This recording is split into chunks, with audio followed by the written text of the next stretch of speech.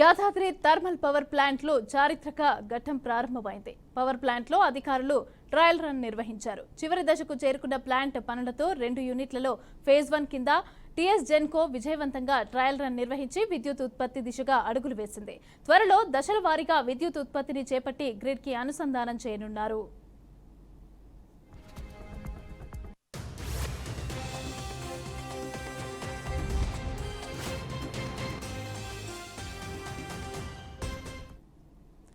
నల్గొండ జిల్లా దామరచర్ల మండలం వీర్లపాలెం వద్ద 2015లో గత బీఆర్ఎస్ ప్రభుత్వం యాదాద్రి థర్మల్ ప్లాంట్ నిర్మాణాన్ని చేపట్టింది. 4000 మెగావాట్ల విద్యుత్ ఉత్పత్తి సామర్థ్యంతో సూపర్ క్రిటికల్ టెక్నాలజీతో వైటీపీఎస్ నిర్మాణాన్ని తెలంగాణ జెన్కో చేపట్టింది. ఇక ఒక్కో యూనిట్లో 800 మెగావాట్ల విద్యుత్ ఉత్పత్తి కానుంది. తాజాగా పవర్ ప్లాంట్ అంచనా వ్యయం 50,000 కోట్లకి చేరింది.